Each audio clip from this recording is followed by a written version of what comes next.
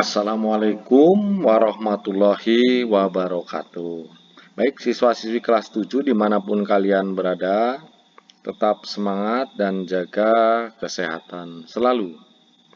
Kali ini kita akan membahas materi kelas 7, mata pelajaran PPKN, bab ketiga, perumusan dan pengesahan Undang-Undang Dasar 1945 untuk pertemuan yang kelima. Pertemuan kelima ini akan membahas tentang materi peran tokoh perumus Undang-Undang Dasar Negara RI tahun 1945. Baik, kita mulai saja. Tokoh pendiri negara Indonesia merupakan putra terbaik bangsa yang memiliki kemampuan dan visi ke depan untuk kebaikan bangsa Indonesia. Anggota BPUPKI merupakan tokoh bangsa Indonesia dan orang-orang yang terpilih serta tepat mewakili kelompok dan masyarakatnya pada waktu itu. Anggota BPUPKI telah mewakili seluruh bangsa Indonesia, suku bangsa, golongan agama, dan pemikiran yang berkembang di masyarakat saat itu. Ada dua paham utama yang dimiliki pendiri negara dalam sidang BPUPKI, yaitu golongan nasionalisme dan golongan agama. Pendiri negara yang didasarkan pemikiran nasionalisme menginginkan negara Indonesia yang akan dibentuk merupakan negara nasionalis atau negara kebangsaan. Sedangkan golongan agama menginginkan didasarkan pada salah satu agama. Berbagai perbedaan di antara anggota BPUPKI dapat diatasi dengan sikap dan perilaku pendiri negara yang mengutamakan kepentingan bangsa dan negara di atas kepentingan pribadi dan golongan.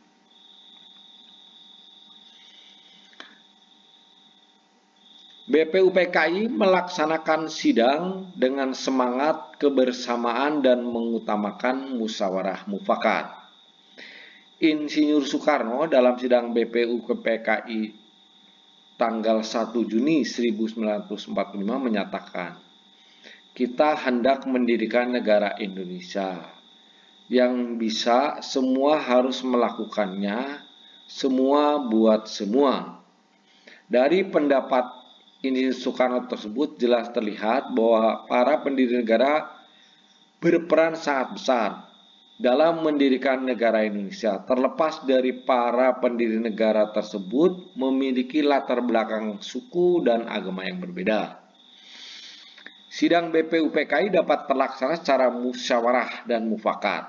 Hal ini dapat kalian lihat dari pernyataan Ketua BPUPKI, yaitu Dr. KRT Rajiman Bedjodiningrat pada sidang BPUPKI tanggal 16 Juli 1945. Yaitu, jadi rancangan ini sudah diterima semua. Jadi, saya ulangi lagi. Undang-Undang Dasar ini kita terima dengan sebulat-bulatnya. Bagaimana tuan-tuan? Untuk penyelesaiannya, saya minta dengan hormat yang setuju, yang menerima berdiri. Saya melihat Tuhan Yamin belum berdiri. Dengan suara bulat diterima Undang-Undang Dasar ini. Terima kasih tuan-tuan.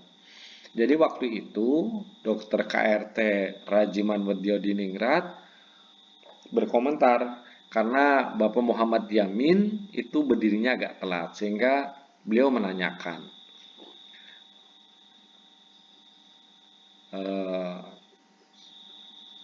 bahwa Muhammad Yamin belum berdiri. Selanjutnya Mr. Muhammad Yamin pun berdiri dan menyatakan setuju, sehingga pada tanggal 16 Juli 1945 BPUPKI dapat menerima keputusan terkait Undang-Undang Dasar tersebut secara bulat. Kita lanjutkan. Pertanyaan dari Ketua BPUPKI dan tanggapan dari seluruh anggota sidang menunjukkan bahwa para pendiri negara telah mengutamakan kepentingan bersama atau kepentingan bangsa dan negara di atas kepentingan pribadi dan golongan, serta mengutamakan musyawarah mufakat dalam membuat keputusan tentang dasar negara dan Undang-Undang Dasar Negara 1945.